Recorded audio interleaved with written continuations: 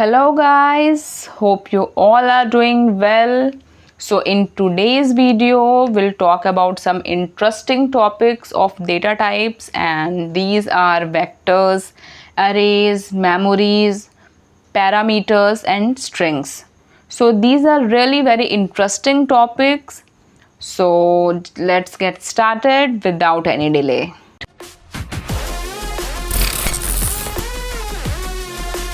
So starting from vectors, so nets or reg data type can be declared as a vectors. Mean to say, you can declare reg or net data type. It can be of 1 bit or it can be of multiple bits. So if bit width is not specified, then the default size is scalar, mean to say 1 bit. These vectors represent the buses, and vectors are declared and it is specified by the range R1 and R2. So here you can see this R1 is nothing but the MSB and the R2 is nothing but the LSB. So in this example you can see the first one is wire XYZ. So it is nothing but the single bit variable because I have not given any vector here. So by default it will be scalar, that is 1 bit. In second example I have written wire 15 down to 0 data. So here data is a 16-bit data. In third example I have written wire then 0 to 31 sum. So here sum is a 32-bit data.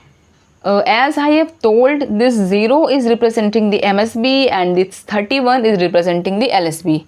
Similarly here also this 15 is nothing but the MSB and 0 is nothing but the LSB. So remember just one point, whatever is there at the left hand side, that is representing the MSB, and whatever is there at the right hand side, that is representing the LSB. This is the simple idea. Now we'll talk about the arrays. So in Verilog, arrays are allowed for reg, integer, time and real data types. Whenever we are declaring the multi-dimensional array, we can declare it with any number of dimensions.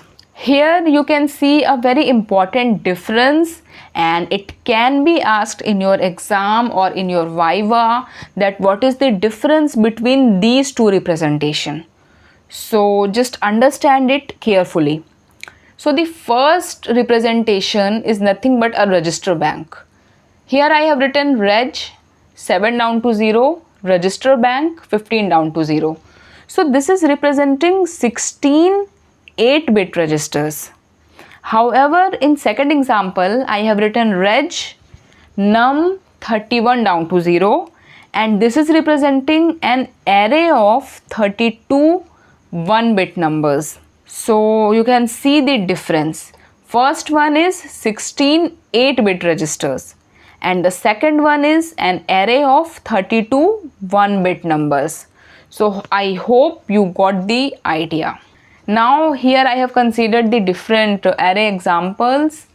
First one is representing the one-dimensional array. Here I have taken reg, then the array name which is reg A, and then the vector which is 0 to 7. So here it is representing an array of 8 1-bit registers, as you can see here. This is a one-dimensional array. Similarly here I have taken, but this is a 2-bit array. Similarly here I have taken another example. This is representing a 2-dimensional array. So reg, then array A which is the array name, and then the dimension. So you can correlate this with a matrix. In matrix we have rows and columns. So here also you can consider this vector for rows and this vector for columns. So in this figure you can see the 2 rows, this and 4 columns 0 1 2 3. Similarly here I have taken another 2-dimensional array which is wire array W 0 to 7 and 0 to 3. So here total 8 rows are there and 4 columns are there. Now we'll talk about the memories. So memories are modeled as a one-dimensional array of registers. So it is basically used to model register files, ROMs and RAMs. Each element of the array is known as the element or a word, and you can address these elements by using the index number. These elements can be of 1 bit or it can be of multiple bit, as I have just explained in the vectors part. Now you can see here we generally use one dimensional array for the memory purpose. So here you can see this is reg, then mem 1 bit 0 to 1023. So this is representing a memory mem 1 bit with 1k 1 bit words. So here this 1k is nothing but the depth, and each element is of 1 bit. Similarly, in second example, I have taken reg 7 down to 0, mem byte 0 to 1023.